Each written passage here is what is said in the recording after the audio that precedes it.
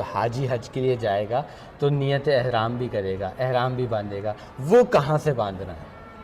احرام کی نیت کے حوالے سے حاجی ہو وہ اس چیز کو ملوز رکھے تو شوق میں اس نے گھر سے احرام باندھ لیا اور یہیں سے اس نے نیت کر لی.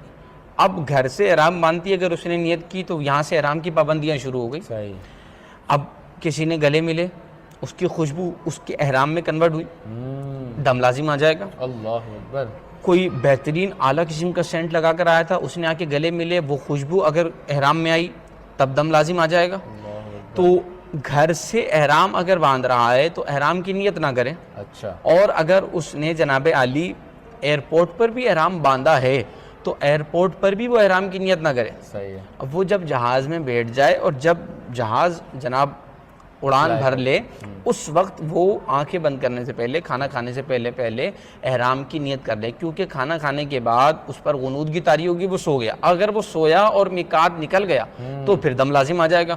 تو بہترین صورت یہ ہے کہ جیسے ہی وہ جہاز میں بیٹھے اور جہاز اڑان بھرے وہاں وہ احرام کی نیت کر لے تاکہ وہ ان تمام قیود اور آزمائشوں سے وہ اچھی طرح بچ جائے. بہت شکریہ. اب احرام کی احتیاط جو ہیں وہ کون کون سی ہیں؟ اگر بندے نے احرام باندھ لیا ہے تو پھر اب اسے شکار کرنے کی اجازت نہیں ہے. اب جو کرنٹ کنڈیشن کے چیزیں ہیں کہ بندے کے جسم سے جو چیزیں تعلق رکھتی ہیں احرام کی حالت میں، اس میں کہ وہ بندہ خوشبو نہیں لگائے گا. صحیح ہے. اور اسی طرح جسم سے نہ کوئی وہ بال ٹوٹنے دے گا، کوشش کرے کہ وہ اپنے بالوں کو نہ چھیڑے اپنی. اور اسی طرح مرد دستانے نہیں پہنے گا، مرد موزے نہیں پہنے گا، مرد کوئی ایسی چپل یا ایسے سلیپر نہیں پہنے گا جس سے ابری ہوئی ہڈی چھپے. اس میں فقہا کا اختلاف ہے کہ ٹخنے چھپانے ہیں یا ابری ہوئی ہڈی چھپانی ہے. تو پھر فقہا نے اس کو مزید ایزی کر دیا کہ جب مختلف ہی مسئلہ ہوتا ہے تو پھر احتیاط یہ کی جائے کہ دونوں کے اوپر عمل ہو جائے.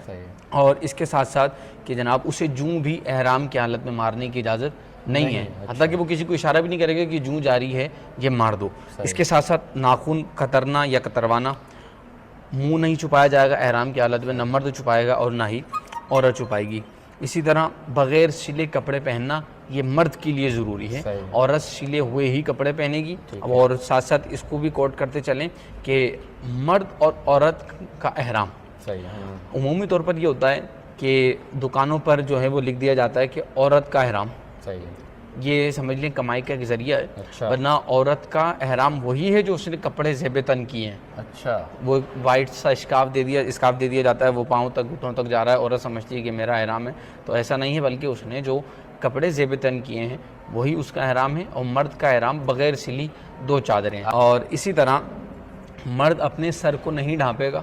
اسی طرح اسے احرام کی حالت میں خوشبو بھی لگانے کی اجازت نہیں ہے، خضاب نہیں لگائے گا، زیتون کا تیل یا تل کا تیل بھی نہیں لگائے گا، خواہ وہ بدن میں لگا رہا ہو یا سر میں لگا رہا ہو. اسی طرح اسے کنگھا کرنے کی اجازت نہیں ہے، یہ بھی مکروہ احرام کی حالت میں.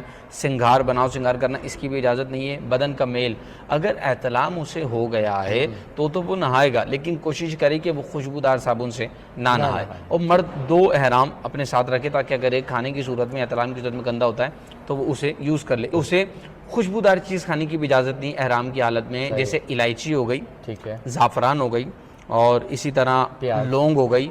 پیاز تو بدبودار ہو جائے گی، خوشبودار چیزوں کے حوالے سے عرض کر رہا ہوں. اور اسی طرح لونگ کے ساتھ الائچی، جاویتری، یہ خوشبودار چیزیں ہیں.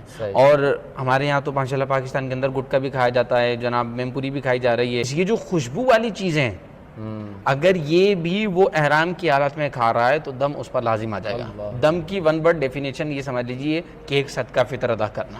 تو جتنے بھی نشہ بندہ کر رہا ہے اسے پاکستان کے اندر ہی ختم کر کے جائے.